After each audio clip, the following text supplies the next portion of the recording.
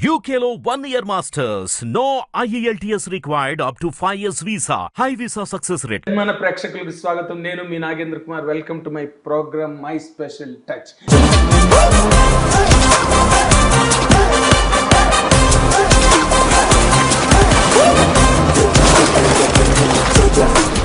నిజంగా ఇది special touch. ఎందుకంటే ఆ వ్యక్తి గురించి చెప్పాలంటే వాల్యూమ్స్ సరిపోవు. ఒక పూటలో ఒక మాటలో చెప్పలేనంత విశాలమైన క్యాన్వాస్ ఉన్న వ్యక్తి. ఆయన writer, stage actor, stage director, cinema writer, cinema director, cinema actor, what and what not. Is none other than ఇన్నాళ్ళు మిస్టర్ అని మాట్లాడేవాళ్ళం, ఇప్పుడు మిస్టర్ కాదు, is a doctor. Tanikella Bharani గారిని ఈ కార్యక్రమానికి ఆహ్వానిస్తున్నాం. Let us welcome him with both the big hands. Sir welcome. నమస్కారం. నమ శివాయ. చెప్పరా. గ్రేట్. నిజంగా అంటే కొన్ని డాక్టరేట్స్ కొంతమందికి వాల్యూలు ఇస్తాయి, డాక్టర్ అని పెట్టుకుంటారు. కొంతమంది డాక్టరేట్కి వాల్యూని ఇస్తారు. ఇప్పుడు చాలా మంది ఇంకా డాక్టరేట్ రాలేదు భరణి గారికి అనుకున్నారు మొన్న. అందులో రామ్ గోపాల్ వర్మ మొదటి వ్యక్తి. అసలు ఇది ఎలా అనిపించింది? అంటే ఇంకా రాలేదా మీకు డాక్టరేట్ అన్నది? అంటే నేను పని చేసుకుంటూ పోయే క్రమంలో ఎప్పుడైనా వెనక్కి తిరిగి చూసుకుంటే అప్పుడు 20 ఏళ్ళు అయిందా, 25 ఏళ్ళు అయిందా, అయితే ఏదో వెండి పండుగ చేయాలండి అంటే 25 ఏళ్ళకి సేమ్ సంగమం అకాడమీ. అప్పుడు ఒక దాన్ని ఏమంటారు, రజతోత్సవం అంటారు కదా, రజతోత్సవం చేస్తాం. 25 ఏళ్ళు అయింది. దానికి నేను పెట్టిన పేరు వెండి పండగ. వెండి పండగ అని పెట్టాను. ఫర్ మై సర్ప్రైజ్ అంటే ఇప్పుడు సార్ నాకు ఫంక్షన్ జరుగుతుంది, మీరు రామని నేను పిలవకూడదు కదా. అలాగ నాకు తెలియకుండా వాళ్ళు ఏం చేశారంటే, మీరు ఏం మాట్లాడుకోండి, మీరు ఫలానా అప్పుడు రండి అంతే. కాకపోతే అది వెండి పండగ అప్పుడు మా టీవీ కూడా కలిసి ఆర్గనైజ్ చేసింది. అదో స్వర్ణ కంకణం, చాలా హడావిడ. పాపం మన మ్యూజికాలజిస్ట్ రాజా ఉండేవాడు, he organised the whole aspect. Raja plus సంఘం వాడు మన సంజయ్ కిషోర్ నిర్వహణ. ఓకే. వెళ్ళేటప్పటికి టన్ అయిపోయాను అన్నమాట నేను. ఎందుకంటే ఒక శివుడి విగ్రహం బంగారు రంగులో, అంటే బంగారం శివుడి విగ్రహం ధ్యానమూర్తిని జయించేసి బంగారు రంగులో పెట్టేసి స్టేజ్ మూల పెట్టాడు. తర్వాత ఒక 20 మంది అమ్మాయిలు కుండ మీద నెత్తి మీద దీపాలు పెట్టుకుని డ్యాన్స్ అనమాట. బాలసుబ్రహ్మణ్యం గారు ఉన్నారు అక్కడ. అవగానే అప్రయత్నంగా అందరూ లేచి స్టాండింగ్ ఓవేషన్ ఆ ప్రోగ్రామ్స్కి. అంత పరమోత్కృష్టం చాలా. అందులో అసలు ఆ రోజు వచ్చిన వాళ్ళ లిస్టు తలుచుకుంటే నాకు వీళ్ళందరూ నాకు తెలుసు, కానీ నేను పిలవకుండా ఇంతమంది వచ్చారా ఇంతసేపు. అందులో ప్రప్రథముడు Balayya Babu. He was there for 3 hours. Trivikram, Ram Gopal Varma, Kodi Ramakrishna, Balasubrahmanyam, Brahmanandam, Prakash Raj, Paruchuri brothers, ఇలా ఈ లిస్టు ఇంతమంది వచ్చి ఆ రోజు చాలా వైభవంగా 25 ఏళ్ళు. అంటే అప్పటికే నేను అనుకున్నాను, అదైన మర్నాడు నేను డైరీలో రాసుకున్నది, నా చెంబు నిండింది, ఇంకా ఒక్క చుక్క ఎక్కువనా వెలికిపోతాయి అని రాసుకున్నాను. అది అప్పుడే దాటేసి మళ్ళీ అప్పుడే 40 ఏళ్ళకి వచ్చేసాం సినిమా ఇండస్ట్రీలో. So time is flying. అదే ఆశ్చర్యం. అంచేత ఈ క్రమంలో ఏమిటంటే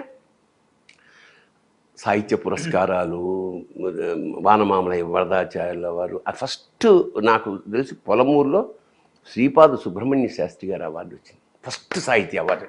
నేను అంతకుముందు ఎవరికైనా బాగానే ఉంటుంది వచ్చే పొగుడుతుంటే, కానీ అది నాటకాల్లో దాదాపు 40 ఏళ్ల నుంచి ఈ సత్కారాలు, నాటకంలో ప్రైజులు రావడం అలవాటు అయిపోయాను మాకు. ఇప్పుడు ఫస్ట్ టైము సినిమా ఇండస్ట్రీలో ఎవరికైనా ఆటోగ్రాఫ్ పెడుతుంటే ఉండే కిక్కు ఓ 10 ఏళ్ళ తర్వాత ఉండదు. మా వాడు వస్తున్నాడు లేదని చెప్ప, ఎందుకు విసుగు వచ్చేస్తుంది అన్నమాట, రొటీన్ అయిపోతుంది, కొత్త థ్రిల్ ఏముండదు. ఇల్లు లేకుండా ఊరికే మెకానికల్గా ఇంత 20 మంది ఉన్నారా, 20 మందికి చేయాలా, ఇట్లాంటి స్థితి ఆల్రెడీ మాకు అప్పుడున్న దశలో మాకు పెద్ద ఈ కీర్తి కిరీటాలు చాలా నాటకంలో ప్రైజ్ కొడితే వచ్చే కిక్ వేరు కదా. ఎందుకంటే we are competing with some others. నాకు అయాచితంగా రావడం వేరు. ఇప్పుడు కీర్తికి యశస్సుకి తేడా ఉంది. కీర్తి స్వయంగా సంపాదించుకునేది, యశస్సు పరిమళం దానంతట తను వచ్చేది అన్నమాట. అట్లా మేము చాలా కష్టపడి నాటకాలు వేసి 45 రోజులు మేము స్విచ్ వేస్తే కుక్కరొక నాటకం నేను సుందరం స్విచ్ చేస్తే అలా కదిలినట్టు మాట. అంటే ఇంకా మార్పు లేదు, అంత పర్ఫెక్ట్గా వేసాము. We are so confident. మాకు ఉత్తమ ప్రదర్శన, ఉత్తమ నటుడు, ఉత్తమ రచన, ఏది ఇద్దరికి రెండే పాత్రలు. అవును, అది ఇక్కడ కాదు, బెంగాల్లో కూడా బెంగాల్ కలకత్తాలో మేము వేసినప్పుడు కూడా ఇదే. సో దీని వెనకాల నాకు ఓ నమ్మకం ఏంటంటే గట్టి కృషి. ఎందుకంటే మా గురువుగారు రాళ్లపల్లి గారు. చాలా గొప్ప విషయం ఏంటంటే నిన్న జరిగిన ఈ సత్కారం ఏదైతే ఉందో సంఘం చేసింది, ఆ రోజు ఆగస్టు 15 నాడు మా గురువుగారి పుట్టినరోజు. అందుకనే ఆయన ఫోటో ఒకటి పెట్టుకుని ఆయనకి ఒక విధంగా నివాళులు అర్పించినట్టే ఇది లెక్క. సో అప్పటికే నాటక దశ డ్రామాలో ఉండే నాటకం ముగింపు లేని కథ అనే నాటకంతో రియలిస్టిక్ వైపు ఏకదమ్న తిరగబడింది. ప్రయత్నాలు జరుగుతున్నాయి. పిఠాపురం బాబీ రియలిస్టిక్ నాటకాన్ని తీసుకొచ్చాడు. రియలిస్ట్ నాటకానికి తీసుకొచ్చి అతను బాగా అంటే అకాడమిక్ థియరీ అవన్నీ చదువుకున్నవాడు కాబట్టి ఆ రియలిస్టిక్ పర్ఫార్మెన్స్కి కొంచెం ఎక్కువ వెళ్ళిపోయి ఒక దశలో ఎట్లంటే ఏజిస్ ఆఫీసులో నాటకం జరుగుతుంది, రఘుపతి రాఘవ రాజారాం అనుకుంటా. వాళ్ళు ఏట్రా రాలేదా, లేదు చూడాలి ఇలా మాట్లాడుకుంటే ఆడియన్స్ సహనం భరించలే, డైలాగులు వినపట్లేదురా మీ రియలిస్టిక్ తగలే అని తిట్టారు. సో ఇక్కడ కత్తిమిస్సాము రియలిజం అంటే నాటకానికి పరంగా. ఇప్పుడు సినిమాకి నాటకానికి బేసిక్గా ప్రేక్షకుడు కెమెరా, ఇక్కడ దూరంగా ఉన్న నాటకాన్ని నుంచి గట్టిగా ఎక్స్ప్రెషన్స్, అరుపులు ఎక్కడో తప్ప ఆ చివరి వాడికి వినపడాలంటే కొంచెం బ్రైట్గా చేయాల్సిన అవసరం ఉంటుంది నాటకంలో. సినిమాకి అక్కలే లోపల ఫీల్ అయితే అదే సాత్విక అభినయం. కెమెరా నీ దగ్గరకు వచ్చేస్తుంది. ఇప్పుడు సావిత్రి ఉంది, కళ్ళతో కదా ఇలా అంటే చాలు అవుట్. సో దానికి రీజన్ ఏమిటంటే camera will come to you. అంటే ప్రేక్షకుడు నీ కళ్ళ దాకా వస్తాడు, కాళ్ళ దాకా వస్తాడు, హృదయం దాకా వస్తాడు. సో ఎక్కువ చేయాల్సిన అవసరం లేదు. అలాగా పిఠాపురం బాబీ ఒక ప్రయత్నం చేస్తున్నాడు. బట్ నాకు తెలిసి తెలుగు నాటక రంగంలో పరమ రియలిస్టిక్ నాటకం ముగింపు లేని కథ రాళ్లపల్లి గారు. అంటే దానికి నేను చెప్పడం కాదు, మేము ఇది చెన్నై కళాసాగర్లో వేసినప్పుడు అప్పటికి దేవులపల్లి కృష్ణశాస్త్రి గారు ఉన్నారు, ఆయనకి పోయింది, చిన్న బుక్కులెట్ ఉండేది, దాని మీద రాశారు. నాటకం అంతా అయ్యాక ఆయన వచ్చారు, అందరికి పాదాభివందనం ఇస్తే ఇది నాటకంలా లేదు, కిటికీ తెరిచి చూస్తున్న ఓ జీవితంలో ఉంది. పక్క వాళ్ళ ఇంట్లో జరుగుతున్న. సో అది మాకు ఆలంబన, రియలిస్టిక్ పర్ఫార్మెన్స్. అక్కడి నుంచి దానికి నేనేమిటంటే పీజీ డిప్లొమా థియేటర్ ఆర్ట్స్లో కూడా జరగడం వల్ల ఈ రియాలిజానికి నేను నేర్చుకున్న పాశ్చాత్య టెక్నిక్స్ అన్నమాట. మైమ్, మెలో డ్రామాలను లేపేసి అక్కడి నుంచి మైమ్ ప్రవేశపెట్టాం, సర్రియలిజం ప్రవేశపెట్టాం, absurd, theatre of the absurd అంటారు. వాటిలో కావలసినంత తీసుకుని అక్కడి నుంచి గార్ధమాణం, కుక్కురోకో, గోగ్రహణం, చలచలగుర్రం, జంబూద్వీపం, ఈ వరుసగా ఈ జంతు సంస్కృతిని మొదలెట్టా. అట్లా అదే నేను ఇందాక అడుగుతున్న దానిలో నువ్వు చాలా సుదీర్ఘంగా చెప్పావు. కానీ నేను అన్నది ఏంటంటే అసలు ఇన్నాళ్ళు నీకు అవార్డులన్నీ వచ్చాయి. అందువల్ల ఏమిటంటే పెద్ద కిక్, డాక్టరేట్ వచ్చిందట రాలేదు, అది పెద్దగా నేనేం పెద్దగా పట్టించుకోలేదు. పద్మశ్రీ అలాగా అది మన చేతిలో లేదు. పైకి నేను ఈ మధ్య గమనించింది, గత 2 ప్రతి ఏడాది 2-3 ఏళ్ళుగా వాళ్ళు పద్మశ్రీ తీసుకుంటున్న వాళ్ళని చూస్తే వాళ్ళ కాళ్ళు అడిగి నెత్తిన చల్లుకోవాలి, వీళ్ళు అర్హులు నిజంగా. లాస్ట్ టైం చూశారు, కొంతమందికి ఇచ్చారు. ఎక్కడో చెట్లు పెంచుతున్న ఆవిడికి కర్ణాటకలో అసలు వాడు జీవితంలో అసలు ఆ ఊరు దాటి వెళ్ళని వాళ్ళకి అది ఆ గుర్తు. నిజంగా I felt that these are the real people, వీళ్ళకి అర్హులు, మనం కాదు. ఊరికం నేను ఎప్పుడు ఒకటి గట్టిగా నమ్ముతాను రా, ఏమిటంటే కళాసేవ మనం ఏమీ సేవ చేయలేదు, మనకే అపారమైన సేవ చేసి ఇవాళ అన్నం తినడానికి ఇంత కీర్తి, ఇంత ప్రతిష్ట, ఇన్ని పుస్తకాలు ఆవిడ మనకిచ్చింది, మనం ఏమీ చేయలేదు. మన జన్మలు సరిపోవు మనం జన్మలు చేయడానికి సరిపోవు చేయడానికి అలా సేవ అన్నమాట. నా అబద్ధం ఐ డోంట్ బిలీవ్ అని అంచేత మనమేం సేవ చేయలే. ఆవిడే మన లాలనగా చూసుకుంటూ వాత్సల్యం కురిపిస్తూ ఇంత అన్నం పెట్టింది, ఈ స్థాయికి తీసుకొచ్చింది. నాకు ఆనందం ఏం కలిగిందంటే కర్ణాటకలో ఒక బిల్డరు, అతను తెలుగువాడు, వైజాగ్ వాడు.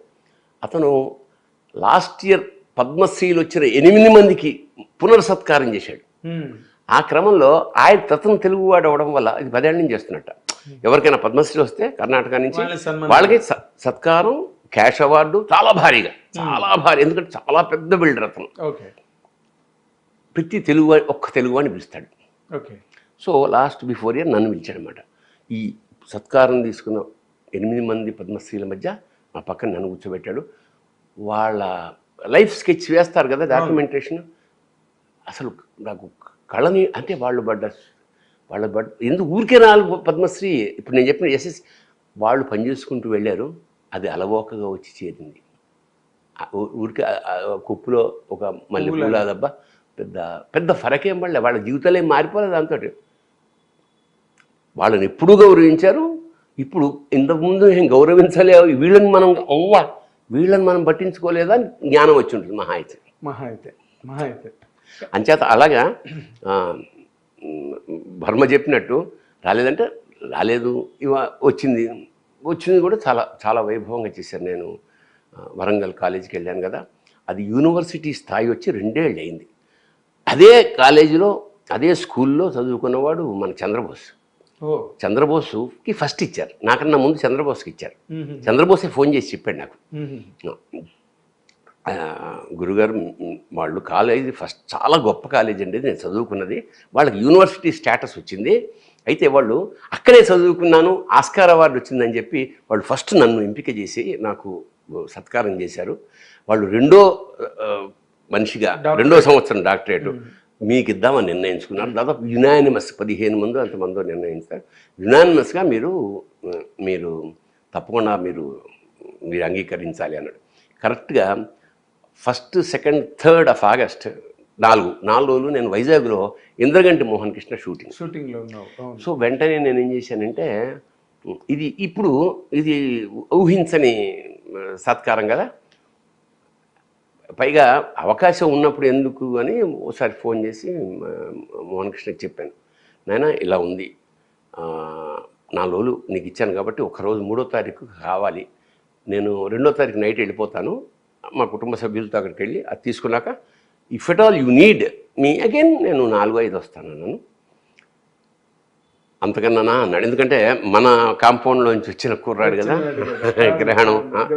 సో మా మిత్రులు, బంధువులు, ఆత్మీయులు, బాగా క్లోజ్డ్ సర్క్యూట్ వాళ్ళు ఒక 5-6 కార్లలో వెళ్ళాం మేము.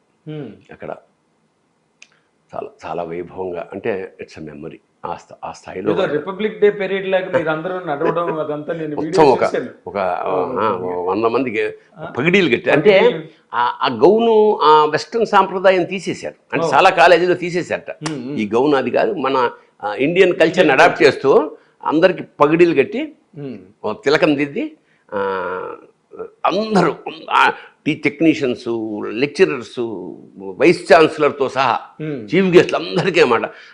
ఎవరు వచ్చిన అవార్డు గ్రహీతకి, వైస్ ఛాన్సలర్కి, ఆ ప్రిన్సిపాల్కి, వ్యవస్థాపకుడు, ఈ 4-5 మాత్రం వేరే కలరు పగిడి, ఇది తలపాగా. మిగతా వాళ్ళందరికీ బ్లూ, అంటే వాళ్ళు సపరేట్గా తెలియడం కోసం. సో దాదాపు ఆ రోజు ఒక 1000 మంది కన్నా ఎక్కువ మంది స్టూడెంట్స్. ఎందుకంటే మరి అందులో చాలా మంది కన్వకేషన్ ఆ రోజే ఇస్తారు.